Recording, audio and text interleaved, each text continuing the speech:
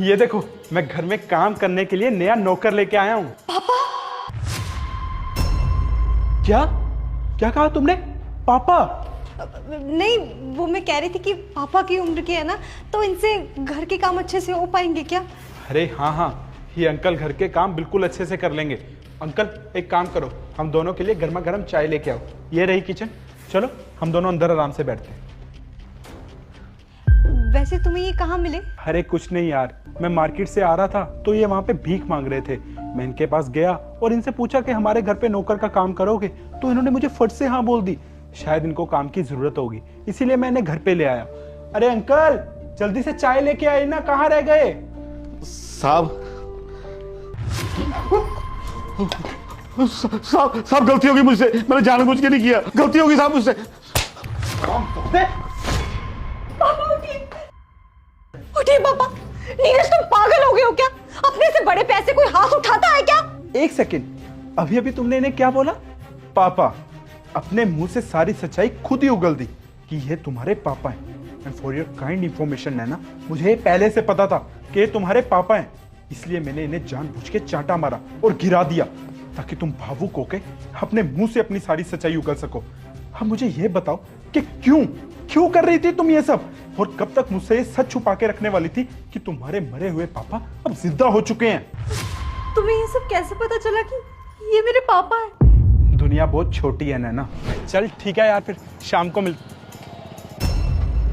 एक मिनट, ये तो मेरी बीवी है नैना, पर ये इस भिखारी के पांव क्यों दबा रही है? अरे बस कर बेटा बस कर, अब जल्दी से अपने घर चली जा, तेरे पति के आने का टाइम हो गया है। ठीक है पापा, अपना ख्याल रखना।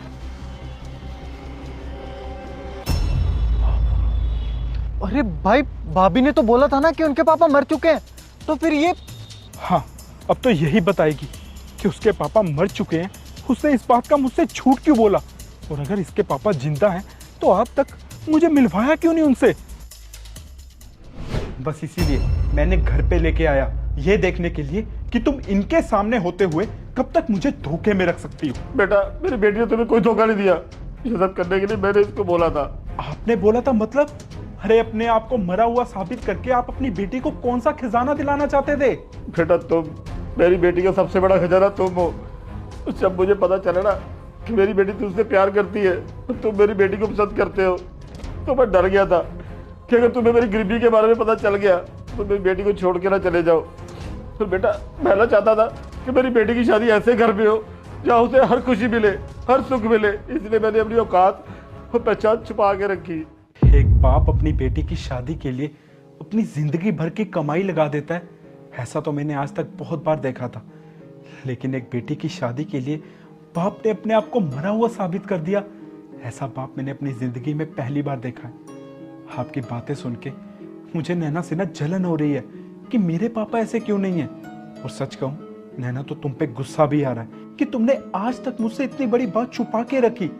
तुम्हें क्या लगता है कि मैं एक ऐसा लड़का हूं जो ये जानने के बाद कि तुम्हारे पापा एक गरीब इंसान है तुमसे शादी नहीं करता? बोलो। I am really sorry Neeraj, मुझसे बहुत बड़ी गलती होगी तुम्हें समझने में, और इसी वजह से आज तक मेरे पापा जिंदा होते हुए भी मुर्दों की तरह सड़कों पे भटक रहे थे। इट्स ओके नैना, लेकिन आज के बाद पापा हमारे साथ रहेंगे, और एक नौकर बन के नहीं बल्कि हमारे घर में हमारे घर का सदस्य, हमारे पापा बन के। आपने आज तक बहुत सेक्रीफाइस किए हैं पापा, लेकिन अब से आप सिर्फ और सिर्फ आराम करेंगे, और इस घर में काम करने के लिए भी ना मैं नया नौकर ले आऊंगा। शाबाश बेटा, मुझे मेरी जिंदगी और मेरी बेटी दोनों एक साथ देने के लिए।